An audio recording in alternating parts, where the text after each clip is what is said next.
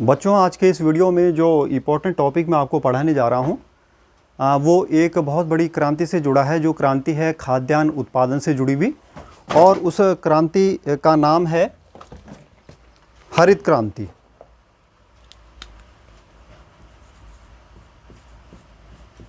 हरित क्रांति या इंग्लिश में इसको कहते हैं ग्रीन रिवॉल्यूशन।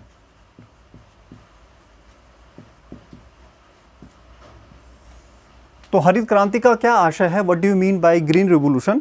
बच्चों, जब खाद्यान्न में बहुत अधिक बढ़ोतरी हो जाती है, आशातीत उत्पादन हो जाता है, बहुत अधिक मात्रा में जब हमारे देश में बहुत अधिक मात्रा में जब खाद्यान्नों का उत्पादन हुआ, तो ये माना गया कि यह एक बहुत बड़ी क्रांति है। और यह क्रांति क्योंकि खाद्यान्नों से जुड़ी हुई थी, इसलिए इसका नाम दिया गया हरित क्रांति। तो हरित क्रांति से आशय है, इसको हम जो परिभाषित करते हैं, हरित क्रांति से आशय है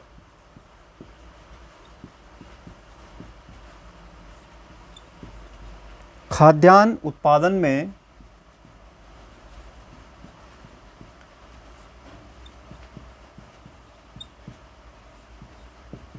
बहुत अधिक वृद्धि।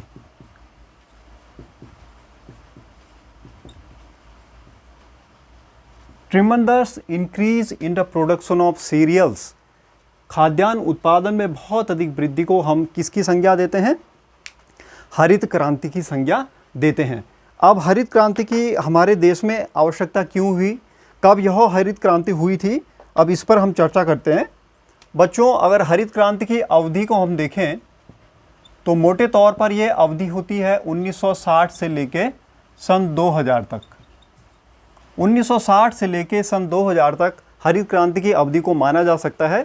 और इस अवधि में हमारे खाद्यान्नों में कितनी बढ़ोतरी हुई, उसके आंकड़ों पे अगर हम नज़र डालें, अगर हम गेहूं को देखें तो गेहूं का उत्पादन जो है 1960 में कितना था और सन 2000 में कितना था, अगर हम वो आंकड़े देखेंगे तो स्वतः ही इस क्रांति की महत्ता हमें स्पष्ट हो जाएगी।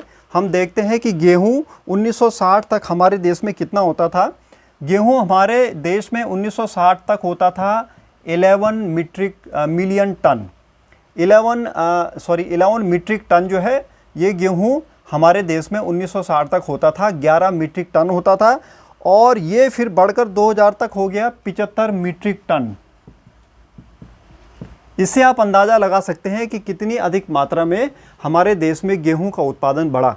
कहाँ वह 1960 में 11 मीट्रिक टन था और कहाँ वह सन 2000 में 75 मीट्रिक टन तक पहुंच गया, यानी कई गुना ज़्यादा वृद्धि गेहूं के उत्पादन में हो गई। इसी तरह अगर हम धान की बढ़ोतरी पे चर्चा करें, इसके आंकड़ों पे अगर हम ध्यान दें तो हम देखेंगे कि धान जो है 35 मीट्रिक टन 1960 में होता था और ये पहुंच गया 89.5 मीट्रिक टन सन 2000 में। तो यहाँ भी आप देखें कि दुगने से भी अधिक बढ़ोतरी जो है धान के उत्पादन में हो गई। तो इस तरह से हमें स्वतः ही हरित क्रांति की महत्ता का आभास हो जाता है कि किस तरह से हम 1960 तक आत्मनिर्भर नहीं थे खाद्यान्न के उत्पादन में। हमें जो है अन्य देशों से गेहूं और धान को आयात करना पड़ता था, क्योंकि हम अपनी जनता का पेट नहीं भर पाते थे। हमारे देश में कृषि में इतनी अधिक उन्नति नहीं थी, इतनी उन्नत किस्में हमारे पास नहीं थी कि जिससे हम जो है अधिक उत्पादन ले सकें। लेकिन इन हरित क्रांति की वजह से बड़ा ही क्रांतिकारी परिवर्तन हुआ और हमारे देश में खाद्यान्न का उत्पादन बहुत अधिक बढ़ गया। और यह खाद्यान्न का उत्पादन मात्र गेहूं और धान में ही नहीं बढ़ा, इसके साथ साथ जो मक्का में भी बहुत अधिक बढ़ोतरी हुई, उसके साथ साथ गन्ने में भी बहुत अधिक बढ़ोतरी हुई। अब इस हरित क्रांति को अंजाम कैसे दिया गया, किस तरह से जो है इस हरित क्रांति ने जो है ज़मीनी हकीकत ली, उस पर भी थोड़ा सा चर्चा करते हैं। बच्चों, हमारे देश में एक बहुत महान वैज्ञानिक हुए और उन महान वैज्ञानिक को जो है इसका योगदान दिया जाता है। उन महान वैज्ञानिक का नाम है डॉक्टर MS स्वामीनाथन, जो मद्रास के रहने वाले हैं। डॉक्टर MS स्वामीनाथन, इनको कहा जाता है भारतीय हरित क्रांति के पिता। क्योंकि इनके योगदान से ही भारत में हरित क्रांति का सूत्रपात हुआ। Father of Indian green revolution doctor M S. Swaminathan. अब डॉक्टर एम.एस. स्वामीनाथन ने क्या किया, इन्होंने एक दूसरे महान वैज्ञानिक की सहायता ली। अब वे दूसरे महान वैज्ञानिक थे डॉक्टर नॉर्मन बारलॉग। ये जो है मैक्सिको में कार्य कर रहे थे, मैक्सिको में। तो ये जो डॉक्टर नॉर्मन बारलॉग हैं, इन्हें संज्ञा दी जाती है विश्व की हरित क्रांति के पिता, father of world green revolution. विश्व की हरित क्रांति के पिता माना जाता है डॉक्टर नॉर्मन बोरलॉग को। तो डॉक्टर नॉर्मन बोरलॉग से जो है किसने कांटेक्ट किया, डॉक्टर एम.एस. स्वामीनाथन ने इनसे संपर्क साधा। और क्यों संपर्क साधा, इन्होंने जो है डॉक्टर नॉर्मन बारलॉग के योगदान को ध्यान में रखा। डॉक्टर नॉर्मन बारलॉग ने गेहूं की कुछ ऐसी उन्नत किस्में विकसित की थी जो बहुत अधिक उत्पादन दे रही थी। तो डॉक्टर एम.एस. स्वामीनाथन ने सोचा कि क्यों न मैं डॉक्टर नॉर्मन बारलॉग से मिलूं और कुछ ऐसी जो है भारतीय गेहूं की किस्में विकसित करूं जो कि हरित क्रांति में अपना योगदान दे सके। तो इस तरह से फिर बात आगे बढ़ी और फिर उन्होंने जो है, ये जो डॉक्टर नॉर्मन बारलॉग थे, ये इनका एक मैक्सिको में इंस्टीट्यूट है, international centre for wheat and मेज, international centre for wheat and मेज, मेज यानी मक्का। तो ये इंटरनेशनल सेंटर और फॉर व्हीट एंड मेज जो मैक्सिको में स्थित है, यहाँ पर इन्होंने डॉक्टर नॉर्मन बारलॉग ने गेहूं की अर्धवामन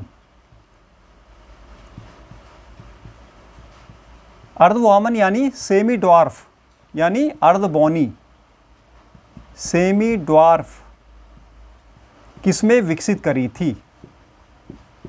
तो यहाँ पर ये एक प्रश्न हमारे मन में कौंधता है कि अर्धवामन का अर्थ क्या है और गेहूं के लिए अर्धवामन की किस्में क्यों जरूरी थी। बच्चों, जो सामान्य गेहूं है वो थोड़ा लंबा होता है, उसके जो पौधा जो है लंबा होता है। अब जो उस लंबे पौधे में जो बालियां लगती हैं वो तो खैर लगती हैं सामान्य गेहूं के पौधे में, लेकिन इसकी लंबाई की वजह से एक इसका ड्रॉबैक है, एक इसकी हानि यह है कि जब जो है आंधी चलती है तो ये पौधा झुक जाता है और इसमें हवा का प्रभाव बहुत अधिक होता है, वायु का प्रभाव बहुत अधिक होता है लंबा होने के कारण। और इस तरह से किसान की फसल जो है आंधी तूफान वगैरह में या ओला में इसके बर्बाद होने के चांसेस ज़्यादा होते हैं। इसलिए जो है अगर हम थोड़ा इससे छोटी हाइट की यानी सेमी ड्वार्फ किस्म अगर पैदा करें तो किसान को नुकसान कम होगा और इस तरह से हम इस अर्धवामन किस्मों को अगर तैयार कर पाएँ तो ये किसान के लिए बहुत लाभकारी सिद्ध होगी। इसी को ध्यान में रखते हुए डॉक्टर नॉर्मन बारलॉग ने गेहूं की अर्धवामन किस्में विकसित करी थी।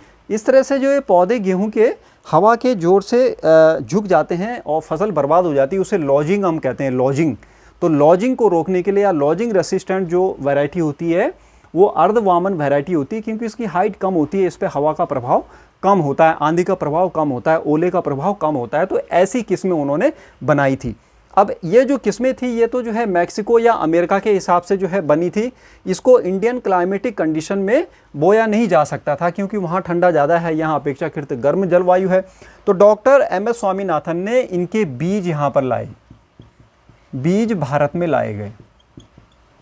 जो ये मैक्सिको में डॉक्टर बारलॉग ने ये अर्धवामन किस्में जो गेहूं की बनाई थी, इनके बीज भारत में लाए गए और भारत में फिर जो घरेलू जो किस्में थी, घरेलू किस्मों के साथ जो है इनका क्रॉस कराया गया।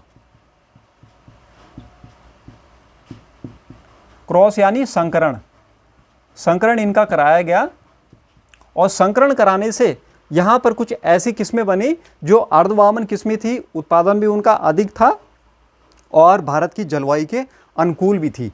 तो वो किस्में कौन कौन सी बनी, वे दो किस्में जो बहुत ज़्यादा हिट रही, बहुत ज़्यादा सफल सिद्ध हुई और हरित क्रांति में जिनका बहुत ही अद्वितीय योगदान रहा, वो दो किस्में जिनके नाम मैं बता देता हूँ, सोनालिका और कल्याण सोना। सोनालिका व कल्याण सोना, ये इन किस्मों के नाम रखे गए और ये फिर किसानों को दिए गए। तो सोनालिका और कल्याण सोना नाम की जो गेहूं की किस्में थी, ये अर्धवावन किस्में थी और बहुत अधिक उत्पादन करती थी। इन बालियां बहुत बड़ी थी इनकी और दाना भी बहुत ज़्यादा था। तो इस वजह से ये बहुत अधिक सफल सिद्ध हुई और हरित क्रांति के लिए इन्होंने अपनी बुनियाद रखी। तो इस तरह से ये गेहूं की कहानी थी। गेहूं के साथ साथ फिर धान में भी काम हुआ। धान में भी इस तरह की किस्में विकसित की गई जिससे जो है धान का उत्पादन कई गुना बढ़ गया। तो धान की किस्मों की कहानी कहाँ से शुरू होती है? एक इंस्टीट्यूट है international rice research institute. International rice research institute ये स्थित है फिलीपींस में।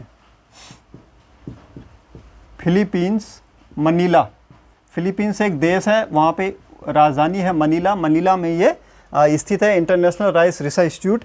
इंटरनेशनल राइस रिसर्च इंस्टीट्यूट ने एक वैरायटी डेवलप करी, IRS, धान की वैरायटी, धान की उन्नत किस्म उन्होंने विकसित करी। एक धान की उन्नत किस्म जिसका नाम दिया उन्होंने IRS। ये जो IRS थी, इस किस्म के साथ जो है ताइवान की एक किस्म है उसका क्रॉस करवाया गया भारतीयों के द्वारा। उसका नाम था थाईचुंग नेटिंग 1। ताइवान की एक किस्म थी, उसका नाम था थाईचुंग नेटिव 1। इन दोनों का क्रॉस करवाया गया और उससे फिर एक भारतीय किस्म विकसित की गई। उस भारतीय किस्म का नाम था जया व रत्ना। दो किस्में जो हैं इससे डेवलप हुई। पहली किस्म का नाम दिया गया, धान की किस्म का नाम जया, व दूसरी किस्म का नाम दिया गया रत्ना। तो इस तरह से गेहूं की किस्म थी आपकी सोनालिका और कल्याण सोना, और धान की किस्म थी जया व रत्ना। इनको जब बोया गया, किसानों को जब बांटा गया, तो धान के उत्पादन में और गेहूं के उत्पादन में बहुत अधिक वृद्धि हुई, कई गुना वृद्धि हुई। और इस तरह से ये सूत्रपात हुआ हरित क्रांति का। तो हरित क्रांति से जो है हमें बहुत लाभ पहुँचे और देश पूर्णतः आत्मनिर्भर तो हो ही गया खाद्यान्नों के उत्पादन के लिए। इसके साथ साथ हम निर्यात भी करने लग गए खाद्यान्नों का। और आज कृषि क्षेत्र में रकबा घटने के बावजूद हम खाद्यान्नों पर पूरी तरह आत्मनिर्भर हैं। हमें किसी भी देश से भी किसी भी खाद्यान्न के आयात की आवश्यकता नहीं होती है। तो ये आपने हरित क्रांति का आज ये जो प्रकरण था इसको समझ लिया। आशा करता हूँ आपको इसमें सभी पहलू समझ में आ गए होंगे और प्रश्न आने पर आप आसानी से इसको लिख पाएंगे, आसानी से इसको समझ गए हैं। अब हम चलते हैं एग्ज़ाम की दृष्टि से कई प्रकार की क्रांतियों से जुड़े जो प्रश्न आते हैं, विभिन्न प्रकार की क्रांतियां हैं, उन पे भी थोड़ा हम देखते हैं कि कौन कौन सी रंग की कौन कौन सी क्रांति संबंधित होती है।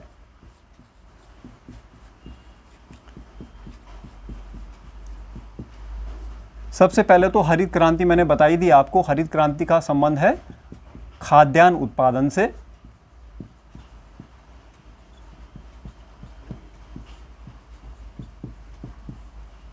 इसी प्रकार से एक दूसरी क्रांति होती है पीली क्रांति।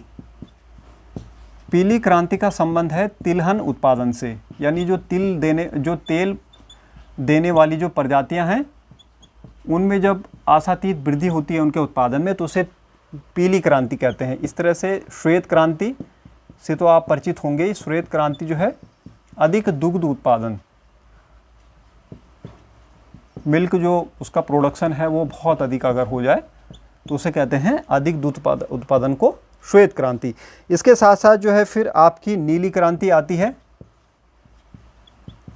नीली क्रांति का संबंध है मत्स्यिकी से।